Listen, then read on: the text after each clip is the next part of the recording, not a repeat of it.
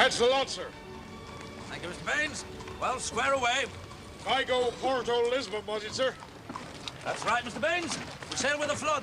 I shall have the new house looking as pretty as a picture on your return, James. 5 weeks or more before the owners move out. You may still be here when I return. Oh, I can't wait to get away from this place. It's such a lovely house. Such excellent proportions. Oh, should have at £25 a year. 5 rooms. Yeah, £5 a room. I wish I was sailing with you. Oh, now, look.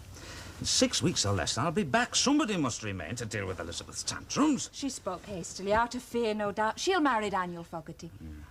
Well, she'd better pray that he doesn't change his mind. She certainly sent him away with a flea in his ear. It's her condition, James. It's only natural she should be somewhat temperamental. Elizabeth has been temperamental since she was a squalling child. I'm out of all patience with her. Young Fraser's besotted with her. You know, a little encouragement on both sides, and she could well have been mistress of a shipyard. Well, why not? Marry the master, not the servant, and marry you must. She certainly has her share of the Onedin temperament. Well, now, look. You must see that the banns are read without delay. Aye. Well, who else? Robert has all the qualifications of a jellyfish, and Sarah stops her ears at anything that smacks of an indelicate nature. No, you must deal with her. Well, I'll try, but Elizabeth is willful. Well, she'll come to her senses. Concentrate her mind on the benefits that accrue from being a seaman's wife. I shall miss you, James. Ah, well, you'll be buying furniture and making curtains. You got those winter measurements I gave you? Yes. Well, you'll have plenty to keep you occupied. Your father should be good company. Well, I'll be off aboard then. Shall I accompany you to the wharf? No. No, one goodbye's more than enough. Bye, James.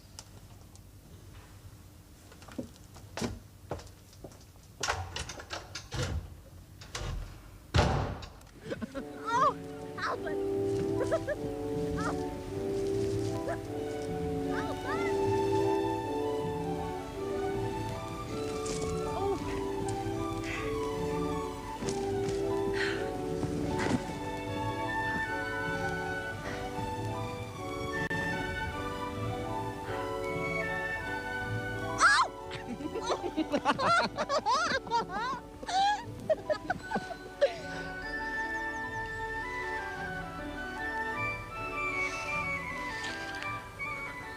Elizabeth.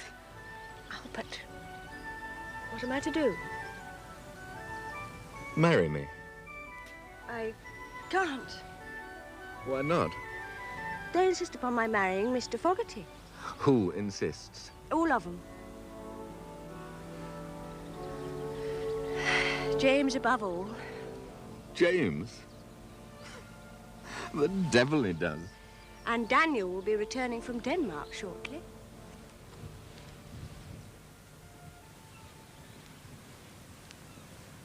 Do you love him? I don't know. If you're unsure, you don't. Those in love are positive. That I do know.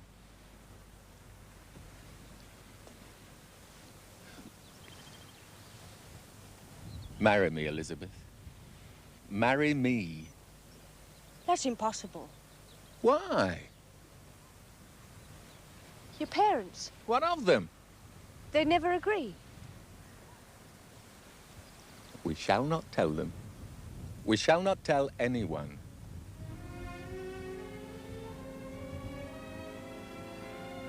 We shall elope. Oh, Albert, you're such a romantic.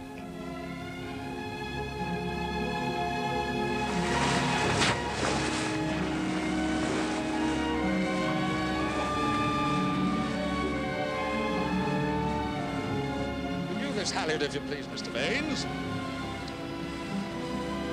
New chaffing leather for the bolt ropes. Pair of Scotchmen for the shrouds. New halyards, chafing leather, and a pair of new chafing battens. Aye, aye, sir. That's right, Mr. Baines. I like a smart ship, Mr. Baines. A smart ship and a clean ship.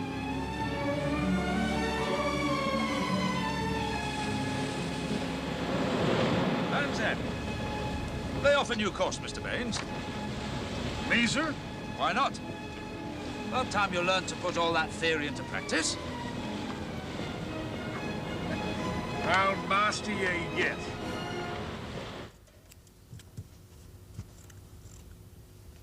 I walked past it this afternoon with... It's a lovely house. You're so lucky, Anne.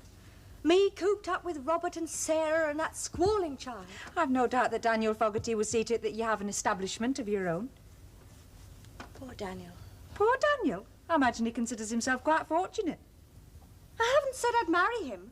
I only apologised to him for saying I wouldn't, that's all. You have no choice, Elizabeth. There's always a choice. Not in your circumstances. You know why it happened? I felt sorry for him. Sorry for him? You throw a crust to a beggar and I must be content, is that it? I was foolish. And Daniel can be very persuasive. You can be married quickly and quietly and none the wiser. Quickly and quietly and none the wiser. What are you scheming now? Scheming? I've seen that look too often in James's eyes. James tries to impose his will on everyone. Do you deny that you're carrying out his bidding now? What? Has he not insisted the banns are read while he's away? Sauce for the goose is sauce for the gander. What do you mean? Albert Fraser has asked me to marry him. But you cannot possibly. Why not? If I can marry Daniel Fogarty quickly and quietly and none the wiser, why can't I marry Albert Fraser on the same terms? Surely the reason's obvious enough. Not yet, it isn't. You cannot propose to father another man's child unto Mr. Fraser. The very thought is monstrous. He need not know. Oh, be sensible, Elizabeth. It cannot be. Daniel has a great affection for you. I'll not be a sea captain's wife. Never, never, never. You should have thought of that before you get... You will settle down, Elizabeth. As a captain's wife, you'll be mistress of your own house. I've seen their houses, each with its widow's walk. Many captains take their wives with them. I've no taste for shipboard life, thank you. When I marry Albert Fraser, I shall want for nothing. Money. So that's what's turned your head. And why not? Seems to have turned everyone else's. Why shouldn't I have my share? You made certain of yours. What? For what other reason did you and James marry? Your brother and I did not deceive each other, Elizabeth. Albert Fraser loves me and wants to marry me. Why should I refuse? And when he discovers the child is not his... The child will be his. And his alone.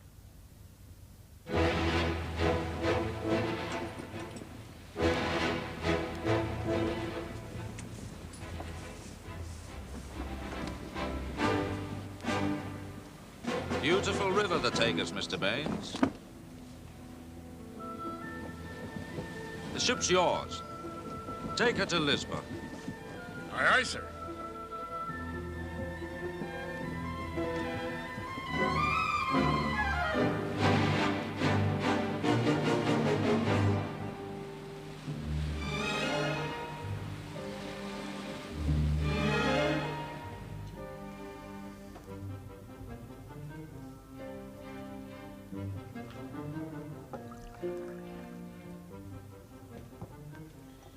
A fine wine, Senor James. A Torne Viagem Setubal, 15 years in the cask. Smells of geraniums. The last of a great harvest.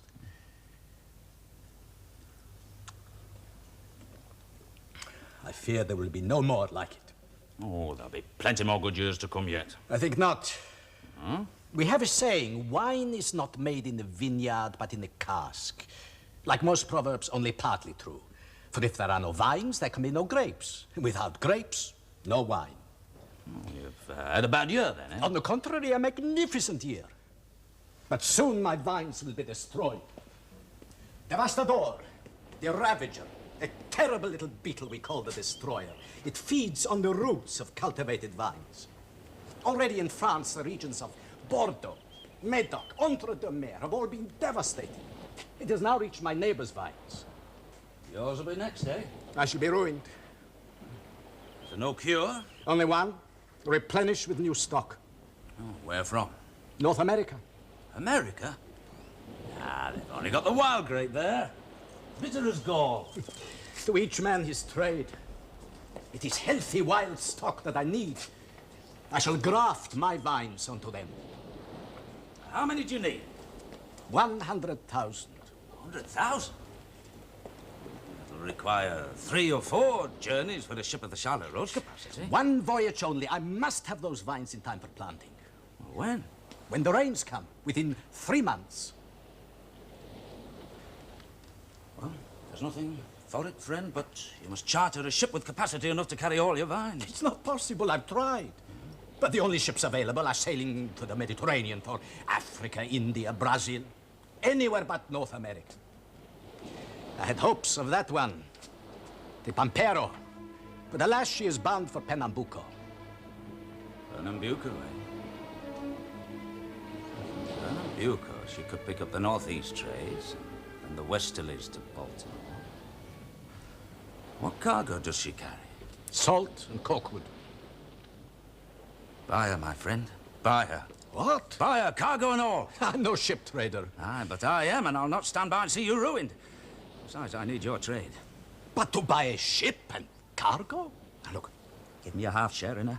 I'll undertake to sail her out, sell the cargo, return with your vines within 60 days. One moment, James. You travel a little too fast for me. Not only am I to buy a ship I do not want, but now I'm to give half to you. No, no, my friend. You drive too hard a bargain. You go a long way before you find a better one. Look, give me 5 years to buy out your share. If during that time I cannot, the ship becomes yours. You can sell her, return your money, you know. Also, we share the profits of each and every voyage as though we were equal partners. Well, how can you lose, eh? 5 years' profit? Then your purchase price refunded? And your vines shipped free of charge, for no man can make a profit out of himself. Not all men, perhaps. Well, are we agreed? A 5-year option? Within 5 years. But that would mean that if you were to buy me out in, say, 2 years, I should forfeit half profits for 3. Aye, but then your money would no longer be tied up in a ship. It's known, I think, as robbing Peter to pay Paul. And I suspect that I am Peter. And who will pay for the fitting and repairs to the ship? Peter or Paul? Look, I'll undertake to keep the ship in seaworthy condition. A bit to my advantage. I intend to own her.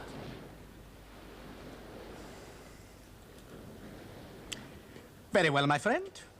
Get me those vines from America, and we shall own her. Together. Agreed.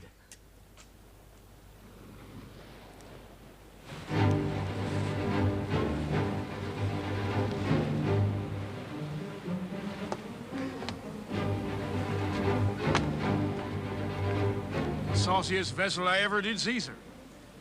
You must drive them, Mr. Baines. Men and ship. Drive them hard. A new crew, and even store a man by the cut of that jib, but I'll haze him. Hey, you! Oh, you dozy, sleepy-headed farmers! Contramaster, liven 'em up!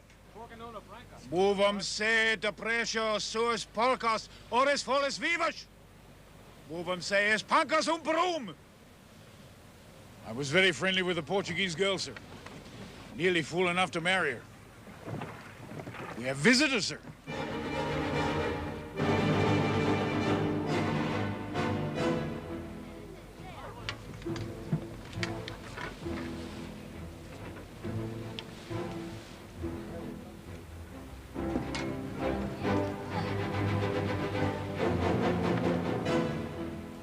Eduardo, mande estes matropios para bordo.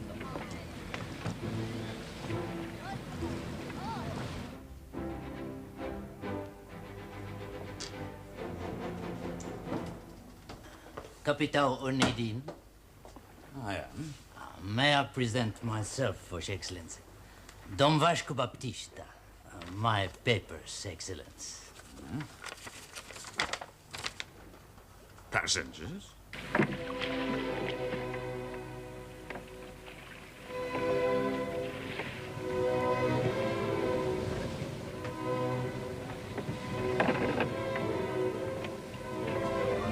The ownership of this vessel has changed hands. But not the charter, senor. Passage to Pernambuco. Have no accommodation. It was been arranged. But women folk. They are like animals. And are expected to breed like animals, eh? There is the matter of my baggage, senor. Then your animals can haul it aboard. Mr. Baines, heave up the anchor if you please. Stand by to get underway. We've little time for niceties here. 10 sound, camera standing.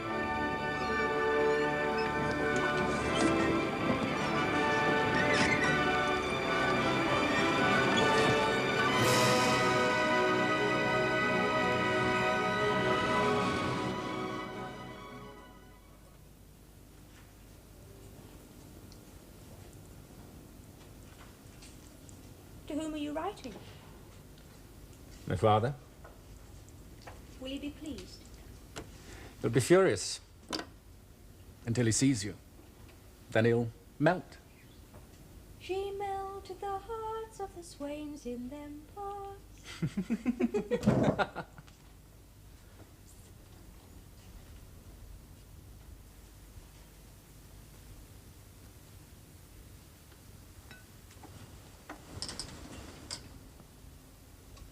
And what of your family?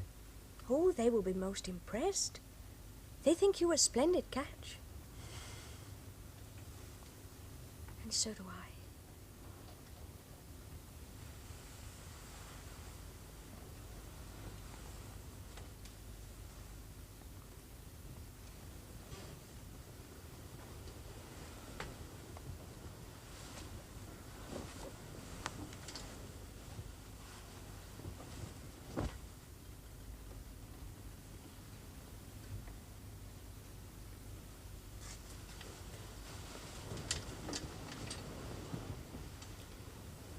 Do you want children, Albert? A son? Then you shall have one. I promise.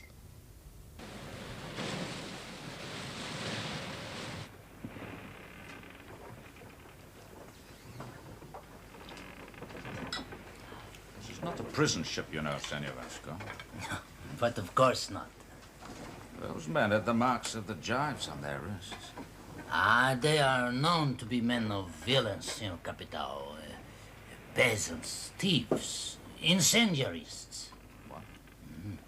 They set fire to the vineyards of my master, Don Pedro de la Cruz.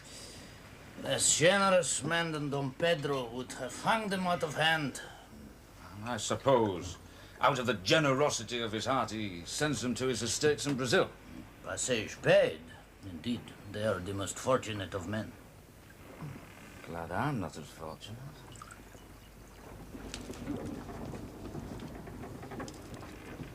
The land was always ours. It was never in dispute. We kept goats, for goats gave us milk, meat, clothing. Then the patrol sent soldiers to break the land for vineyard. The betrayer planted vineyards. We were made to break our own land ourselves. We worked from sunrise until after darkness. And for wages, we received blows. Sarita's father spoke to Don Vasco of this. And? Don Vasco hung my wife's father from a tree and then burned down the tree. Had my grandfather been alive, he would have killed Don Vasco where he stood. Grandfather? He was a British soldier, as big as an ox. He fought with your Wellington. He was a great man, your Wellington. So that's where you learned to speak English. Your grandfather taught you. My grandfather was a stubborn man. He would speak nothing else. He demanded that the men of the family spoke English. Someday, he said, we would go to England. It was a dream he had seen. And after they hung your wife's father, then what? We were not as my grandfather. We were covards. Covards. Cowards. We ran away. But that night we returned and set fire to the best vineyards, knowing that for this, the patrol would punish Don Vasco. Did he? He forbade Don Vasco to marry Dona Lucia. And is he not also going to Brazil? You spoiled his marriage prospects. Had him exiled to some godforsaken estate in the middle of nowhere. He's gonna love you for that. No, he will kill us all, if we do not kill him first. Not aboard this ship, you won't.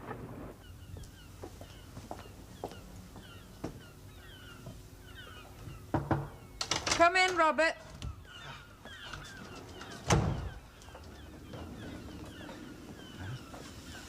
We've had a letter from Elizabeth. Oh? Well, just a brief note to say that she's well and happy. Gloriously happy is her phrase. I just thought that you might like to know. You approve of the match? Of course I do. She couldn't have done better. I never did care for that chap Fogarty.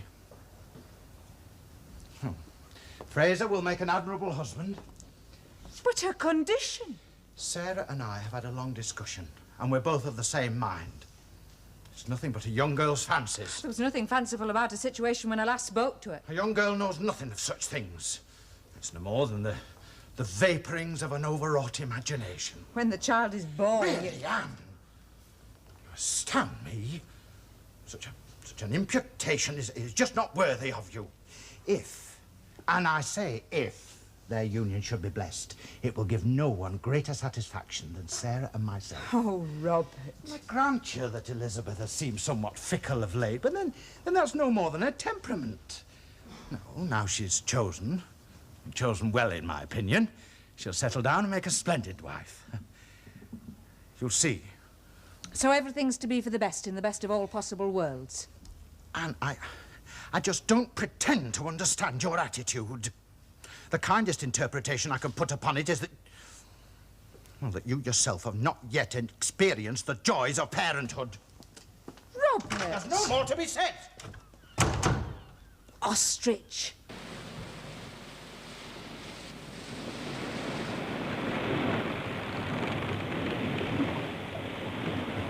Appears to be backing Mr. Baines.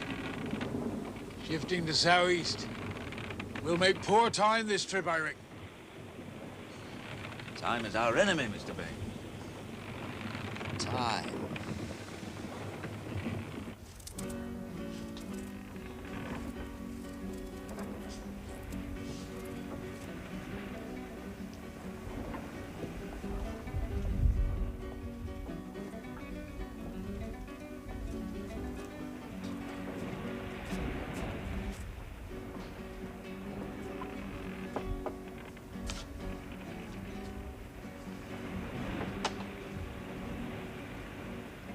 No Brasil, tu vais trabalhar na minha casa.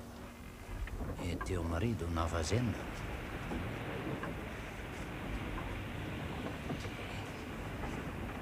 Ah, filha da puta! Go! Elisa! She attacked me, look. Must go aboard the ship when I give a command. I expect to be obeyed instantly. It's my property to do with as I choose. Disobey my command and I shall hang you.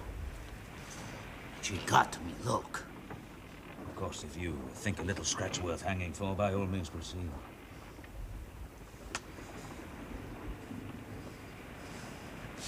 This insult to my person will be reported to authority the instant we reach Pernambuco. Mr. Baines? Sir? Come to a decision. We shall avail ourselves of the winds. Stand by to come about. We head for Baltimore.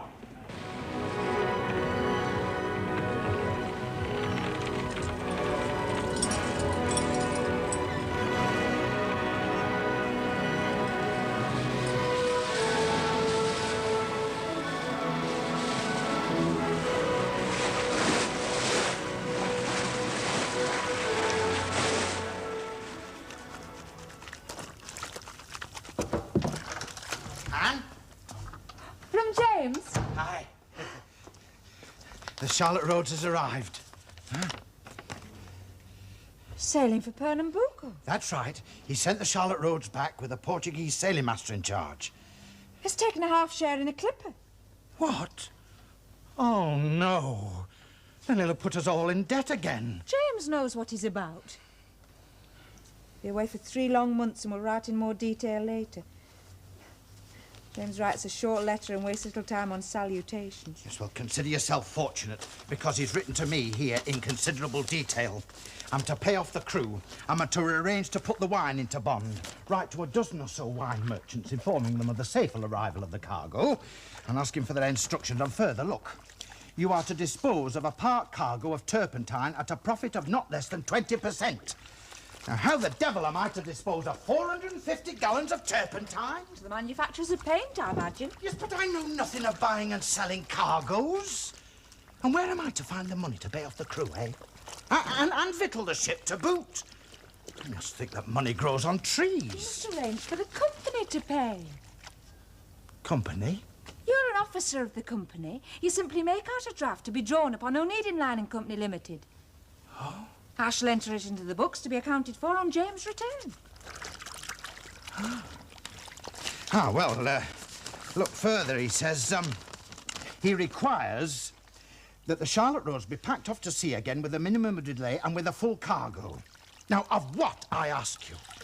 And where to? Look, how can I possibly calculate what some Frenchman or German or Polander, if you like, may be prepared to pay for unspecified goods? Robert, you're a shopkeeper, aren't you? Buy a large quantity of something you know to be in demand and ship it to a country in need.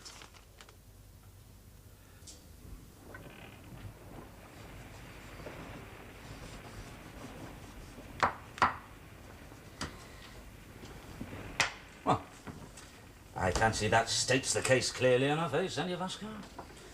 Let me remind you once again, Senor Capitao, that passage money has been paid, and you have undertaken to deliver us to Pernambuco, and not to any port which takes your humor. A ship sails to where it can show best profit. Now, there's as good a market in America for salt and corkwood as anywhere else. But that is not the issue. But that's precisely the issue. Senor Braganza is invested in ship and cargo for one purpose. That purpose is the procurement of American vines and their return without delay. That alone is my chief concern. I can assure you, Capitao, that on my return, my Petrao will have something to say on this matter. And in Portugal, the Petrao is a man of considerable influence and authority. But you're not in Portugal. You're aboard my ship, and aboard my ship there's only one man of influence and authority. Me. In that case, you may care to exercise your authority when we reach Baltimore. And see to it that my people remain below and in chains. In chains? Not on board my ship. Well, they will run away. Well, then you'd better keep a sharper eye on them. They are your responsibility. As passengers, not as prisoners.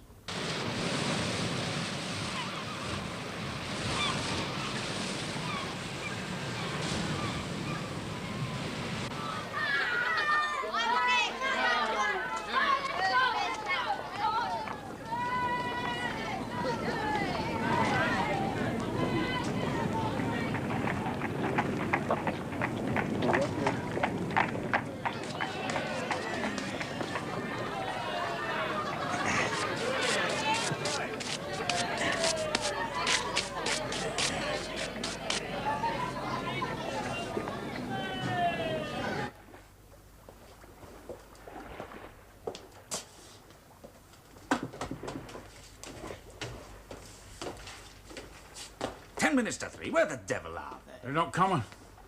What? We've been boycotted. It's the dealers ganged up, formed a price ring. You sell through them or no one at all.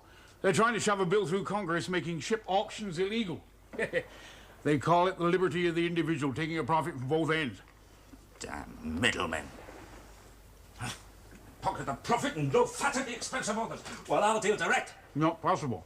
Dealers have the monopoly. Well, to whom do they sell? Well, housewives, butchers, fishmongers, meat packers, picklers, everybody uses salt, but there's none to be had except through the dealers. 850 tons. We can't go from door to door selling it in twopenny blocks. There must be somebody somewhere with an eye to a profit. There are the dealers. And I suppose there's a dealer in vines as well. The country's gone to the dogs. Well, the backwoods are infested with vines. They're there for the picking. All that is required is the labor. Oh? There's none of that to be had. What? Everybody's off building railroads. $2 a day. When do they call it an Irishman's paradise? Irishman? Oh, yeah. Shiploads of them. Digging their way across country like dogs digging for bones. Mr. Baines, they do say that an Irishman lives off potatoes and a handful of salt. Now, anything that moves, shoot it, skin it, cook it. Keep them fed, but keep them working. I want navvies, pickmen, layers, lumbermen, and which are you? I'm not looking for work. Then you're wasting me time. Beat it. How many men do you employ? Not enough. But they all require salt. Salt? No, mister, I can buy all the salt I need. Aye, $4 a ton from the Baltimore factors. I can let you have a shipload at $3.50. A shipload? Aye, 850 tons. And what in the name of creation would I be wanting with 850 tons of salt? Well, push your railroad through on time. What? Well, you can't cook without salt, preserve fresh meat without salt. Without salt, a man becomes debilitated, lacks the energy to swing a pick. 850 tons? Aye, store it, use it, sell the surplus. To whom? Oh, there's always a market for salt, plenty of eager buyers. Warehouses are more than half empty, and there's no natural source of supply in this country. Wrong, mister, there is. Out there's deserts of salt. And one day we'll build a railroad right across this country. Right, but not today. No deal. I'm in the railroad business. I'm no salt merchant. So you're content to meet the terms of these grasping Baltimore middlemen, are You'll you? do the same. You'll sell to them or nobody. You've got no choice, mister. Captain, and I do have a choice. I'll save my ship and cargo elsewhere. Always a market for salt, until you build your railroad, of course. Well, I'd like to be able to oblige you, Captain. Even if it was only to skin those Prayton thimble riggers. But I can't afford to invest $3,000 of my company's money into something that's not strictly associated with railroad business. Sorry. What would your company say to an investment of 10 cents a ton? 10 cents a ton? You must be out of your mind. Purely nominal figure. You see, I've got something you want, and you've got something that I want. Aye. And what would that be? Vines. Vines? Well, now I know you're off your head. You're crazy. The only vines out here are those of the wild grape. Shriveled little thing as bitter as gall. You see, but I require the roots, not the grape. Well, then help yourself. Around here they grow like weeds. We burden a bit of cartload. How many men do you employ? Oh, about 2,800. I want 100,000 vines. That's 1,000 men, 1 day's work, 100 vines each. Man alive, I'm building a railroad, not planting the Garden of Eden. Now, I can't call in men off track lane. I've got a contract to fulfill. Without salt?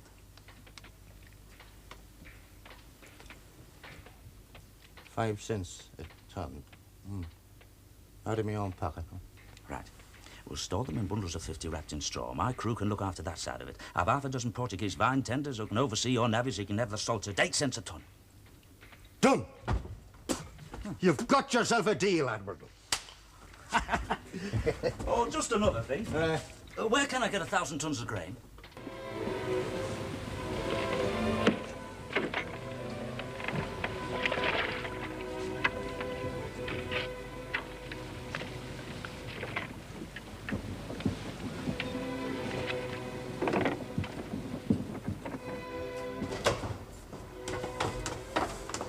My people, you are permitting them to go ashore? As a work party, under my instructions. What, this is insupportable. They will run away. You're so concerned about your property, Senor Vasco, then why not accompany them? You have my permission. Oh, I trust myself alone out there in the forest. I should have my throat cut. Well, then you must resist your natural anxiety and stay aboard with me. I promise you, Capitão, I promise you. The moment we return to Lisboa, I shall have you arraigned before a magistrate. If you get ashore, that'll be your privilege. We returned by railway train. First class, of course. And we had lunch served by the handsomest waiters you ever saw. It can't be imagined. Eating York ham in positive luxury. And at 50 miles an hour. That's steam power for you. Albert, we must go. I'm so happy for you both. I wish Albert's parents were. Mother adores you, Elizabeth. But your father had other plans for you. It was an understanding. My views were never even consulted. A great moon-faced girl. But the daughter of a shipowner. Father, he will come round, given time. He must. I mean, who could resist her? Albert, we must hurry. Goodbye, Anne. Goodbye, Anne. Goodbye. Robert? Take care.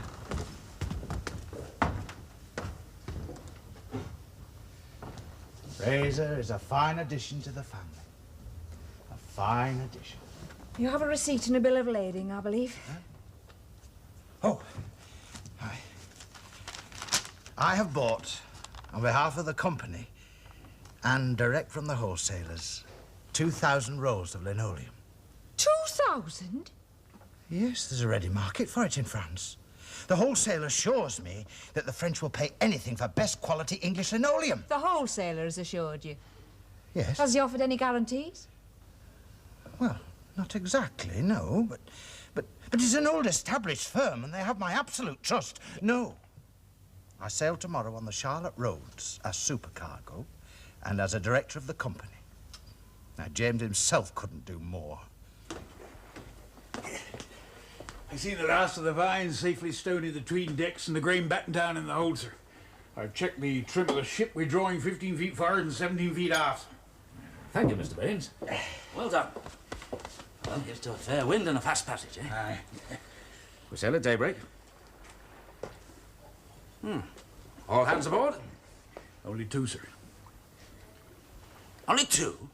Rest are off to build a railroad for your friend Maguire. What? He jumped ship. Maguire enticed him away with promises of whores and high wages. Well, we'd better ship another crew immediately. There isn't an able-bodied man to be found within 50 miles. They're all off building railroads. It's become a mania in this country. I can't work this ship without a crew. Senor Braganza doesn't get his minds on time, I'll lose my share of the ship. The peasants are back aboard, sir. 6 of them, eh? You speak their lingo, do you think you could lick him into shape? Uh-huh. You and I could stand wheel and wheel about. Sail under half our canvas. Aye. Put the 2 women into breeches and they can do a man's work, eh? What about Senor Vasco?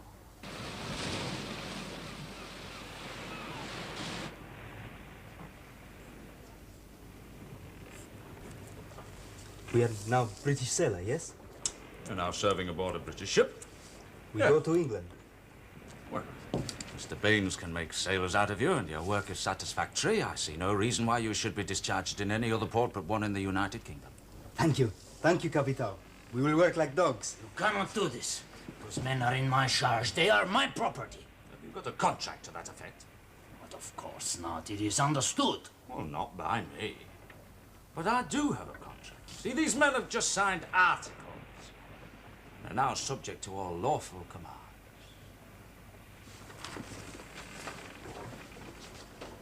Not you, Senor Vasco. The law says that if I consider the ship to be at hazard, I have the power to call upon all members and crew alike to render such assistance as I may see fit. We now come to your appointment, Mr. Vasco.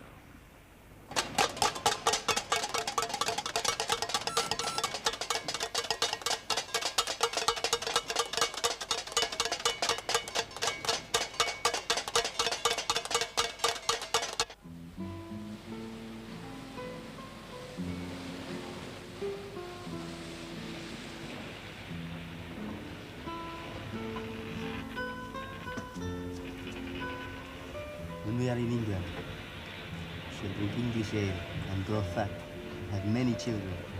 And they will go to school and learn to read and write like Mr. Baines. I'll teach you one day, Filippo, if you have a mind for it. I would never understand all those little marks marching across the paper like little black soldiers. I would learn. Reading and writing is not for women. It's for important men like Mr. Baines.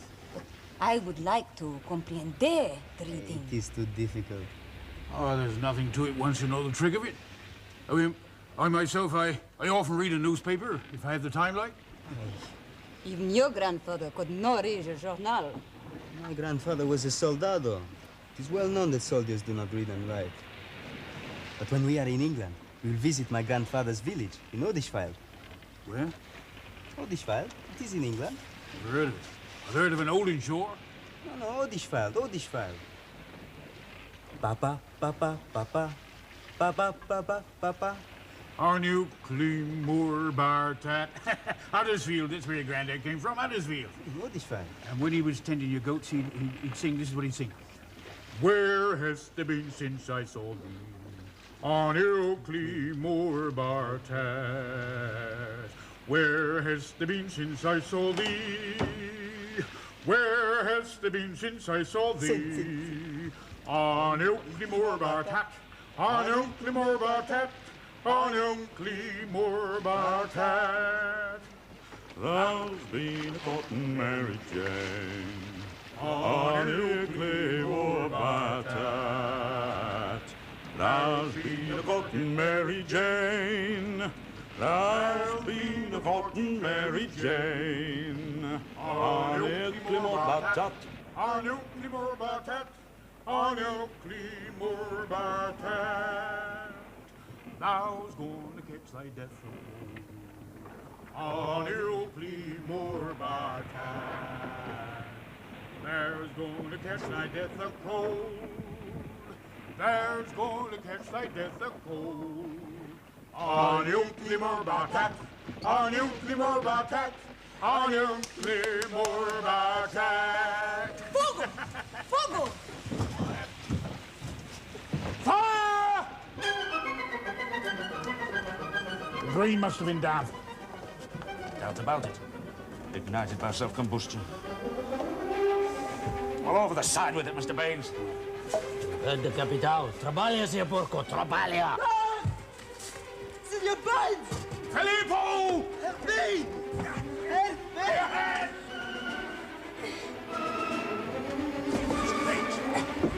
Mr. Baines!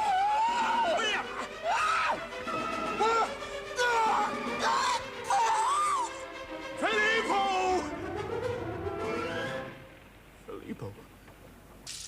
Homemade. Piping hot and swimming in butter.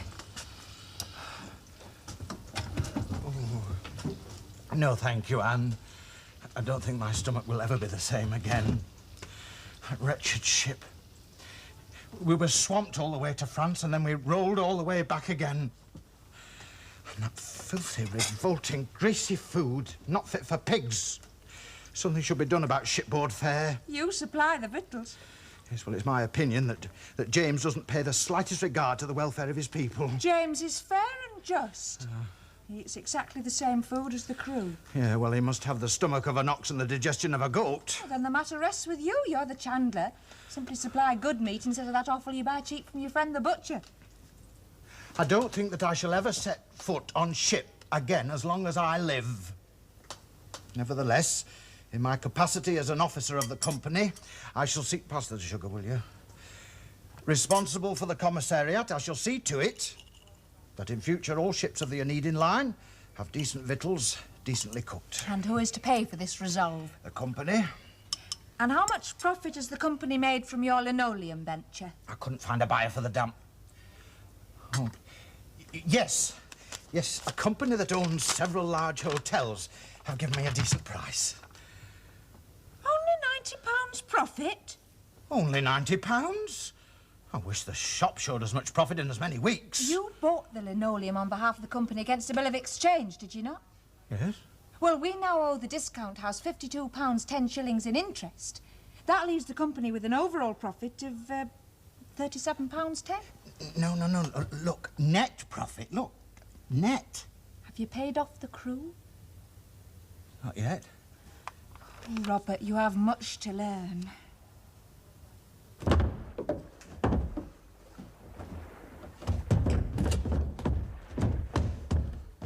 All under control now, sir. How much did we lose, 100 tons. About $3,000 worth. Half to me, half to Senor Braganza. You won't like that. The man who expects to share in the profit must also expect to share in the loss. Did you recover the body? Burnt to a cinder.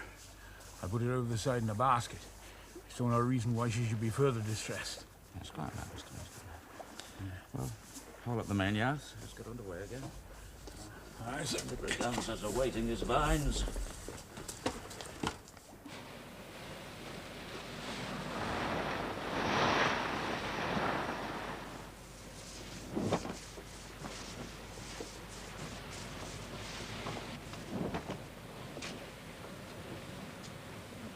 Strutting peacock seems to be exercising something of his old charm. Old fears die hard. They're frightened of him again. Now we're nearing Lisbon. Ho!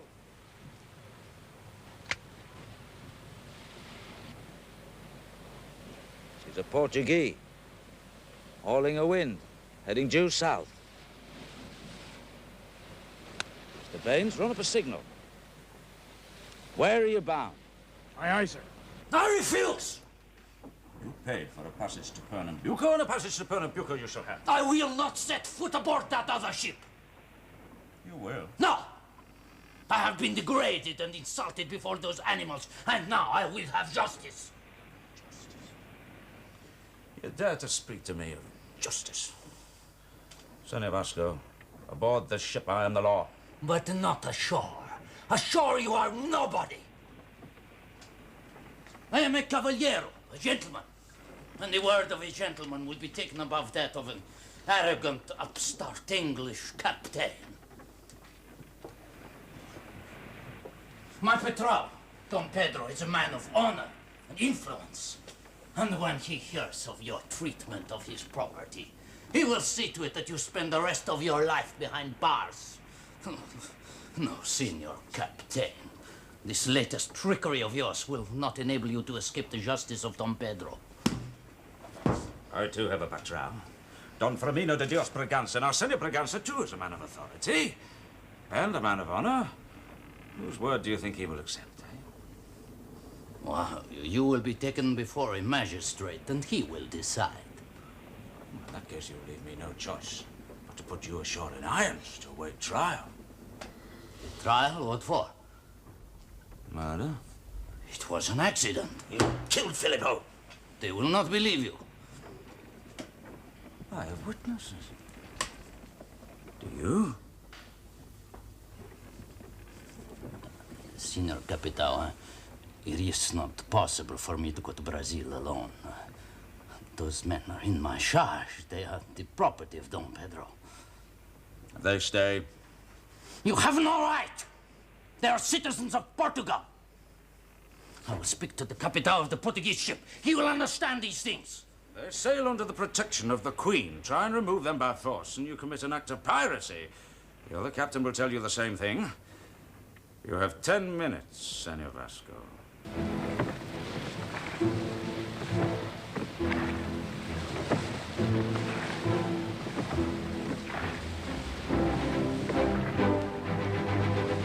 All hands aloft. Shake out the sails, Mr. Baines. Let's get underway again. Senor Braganza's awaiting his vines. Aye, aye, sir. All hands aloft. Ready to make sail.